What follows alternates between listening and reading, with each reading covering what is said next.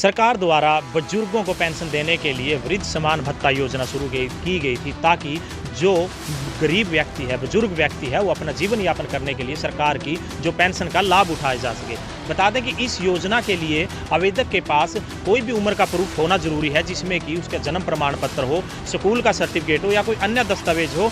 उसके बाद अगर उसके पास कोई भी सबूत नहीं है, उसके बाद सरकार द्वारा एक सुविधा दी गई थी कि जिनके पास कोई डॉक्यूमेंट नहीं है वो मेडिकल बोर्ड से अपनी मेडिकल रिपोर्ट करा सकता है कि उसकी उम्र कितनी है। उसके बाद वो अपनी पेंशन बंधवा सकता था, जिससे उसको पेंशन मिलती थी।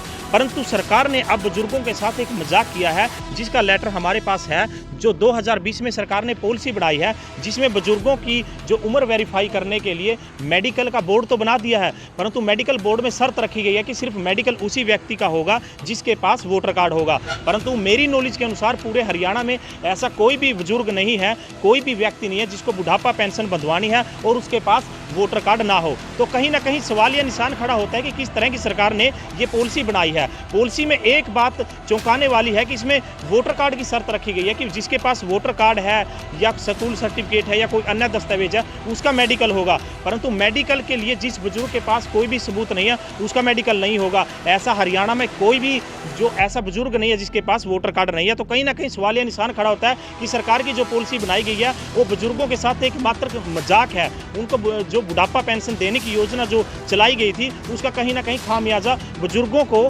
जो मिल रहा है। वहीं अधिकारियों से हमने बात की, अधिकारियों का कहना है कि कैथल में आज तक 2 साल के बाद एक भी ऐसा केस नहीं आया जिसका मेडिकल करवाया जा सके, क्योंकि ऐसा पॉसिबल हो ही नहीं सकता जिसके पास वोटर कार्ड ना हो।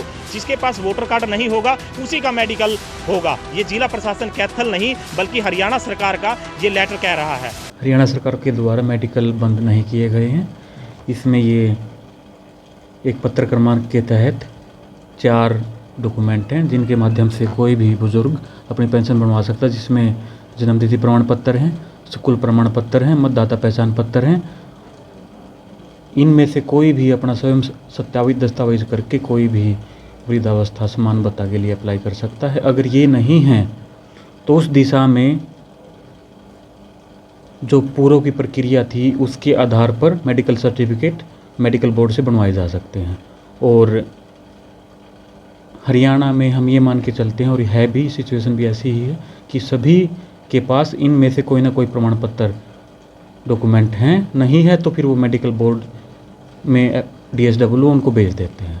सर, किसी बुजुर्ग के पास अपना वोटर कार्ड है और उस वोटर कार्ड में उसकी उम्र कम है, परंतु तो बुजुर्ग वाकई में 70-80 साल का है, तो उसके लिए सर क्या प्रोविजन है इसमें? उसका वोटर कार्ड है और उम्र उसकी ज़्यादा है, मेडिकल क्या बनेगा उसका?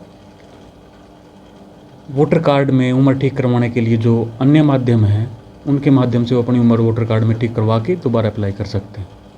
तो वोटर कार्ड में सर ठीक करवाने के लिए उसके पास कोई डॉक्यूमेंट नहीं है, उसको पेंशन बंधवानी है, जो बुढ़ापा है उसके लिए मेडिकल करवाना है, तो क्या ऑप्शन है बुजुर्ग के पास? अन्य दस्तावेज भी हैं और वोटर कार्ड हैं या जो हमारे इलेक्शन ऑफिस में हैं, ये उचित माध्यम है। इसके बारे में जो भी उचित माध्यम है उसके माध्यम से उम्र ठीक करवा के तो ही अप्लाई कर सकता है। ये सरकार के निर्देश हैं। सर, कैथल प्रशासन के पास अब तक कितने आवेदन पहुंचे हैं इस नई पॉलिसी के तहत जिन्होंने मेडिकल करवाना है?